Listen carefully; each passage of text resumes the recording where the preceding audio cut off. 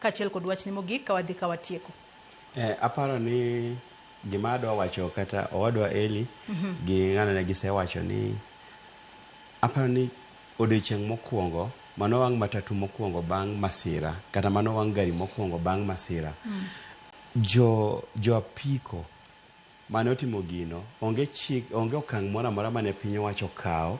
Emomiyo gima kamae siko ka timore nikech jogi ong'eyo ni kata ka wawang'o onge okang' ma piny owacho botimo ang'o bokawo.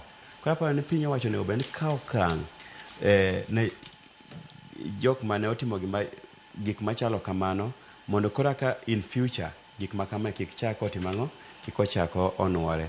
Then aparo ni penjo kanyo penjo maber to bende osechopo okang' ma koro onego bed ni iloso apaya ne joriemb apiko. Aparo ni kaluwore kod kaka the numbers mag jo apiko ose grow, aparo ni onego bed ni gibedo kod designated roads mana kaka pedestrians mondo giringe.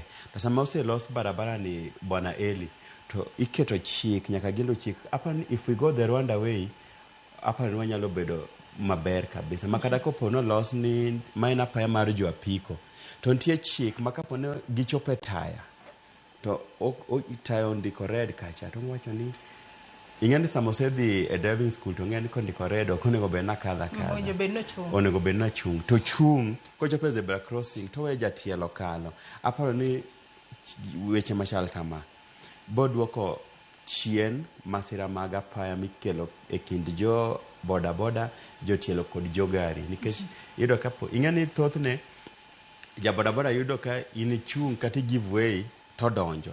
Kwenye sama okali to maybe i give way ni gari madonjo to yudo ka gidhi gituomre, gwandruok chakore kanyo. But ka jogi nyalo ng'eyo ni ayudo ka Joyce ochung' ene e mbele na ochung', kika bed ni Joyce ok inyal chung' achung'a e junction ni chung' ka onge gimo mi chung'. Nyalo bedo ni chung' nitie gari madonjo kata nitie puth moro makadho ndara kata nitie dayo moro moti makadho ndara to yudo ka ja bodaboda koa kucho to yudo kichung' overtake to kelo masira. Aparo ni gik machal kamae kapo ni wa observe weche mathindo thindo gin awacho ni gina ignorance gi negligence moko mathindo thindo ema kelo masira. Wachna mogik en mana ni waduto watie ndara wabed mana gi luor to gi winjruok, wabed gimoro achiel. Erokamano ahinya Isaac Oganga, dereva mano mar matatu bore Nairobi kae. Eli Kegode ami thuolo in bende mar wacho wachni mogik ka watieko twak marwa.